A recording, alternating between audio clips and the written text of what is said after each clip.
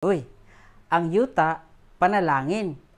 Pero, nganong family war man kung magbahin na? Daghang pamilya ang nagbuwag tungod sa family inheritance. Ang mag-igsuon, nag-awayay, ang mga silingan, nahimog judge, ang barangay, mo'y nahimong korte. Karon isip mga anak sa Ginoo, unsaon nato pag bahin-bahin sa atong mga kayutaan nga pamana nga walay away, walay samok o walay mablock sa Facebook. Ingon sa James 4:1, unsa may hinungdan sa inyong panagbangi? Dili ba kini gikan sa inyong tinguha nga maghari sa inyong kasing-kasing? Base sa mga gaduol sa atua, mo kini ilang mga common nga rason.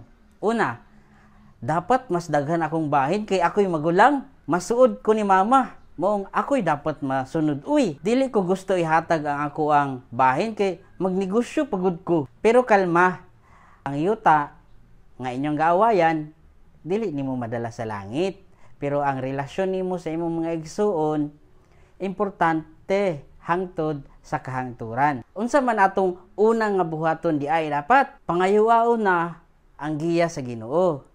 Dili isa dito sa barangay kapitan. Ingon sa Salmo 37:5, itugyan ang dalan sa Ginoo. Saligi siya ug buhaton niya kini.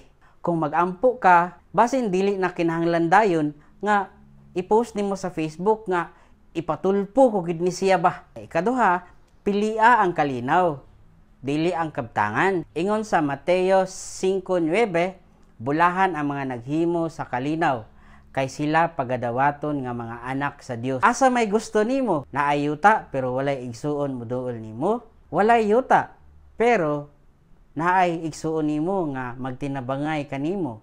Timan-i dili mabayran sa yuta ang tinuod nga panagiusa. Ikatulo, pangita og tabang sa mga nakabalo o sa abogado, dili sa chismosa o mga marites. Ikaapat, saligi ang Dios, dili ang yuta. Ingon sa Salmo 23:1, ang Ginoo mao ang akong magbalantay, wala ako'y ikakapangita.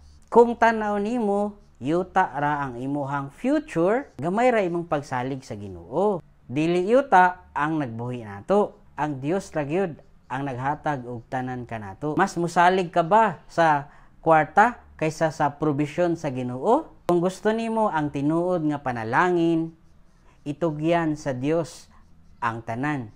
Nakaagi ba imong pamilya og panagbangi sa yuta? Unsa man imong comment? I-type lang sa ubos sa comment section.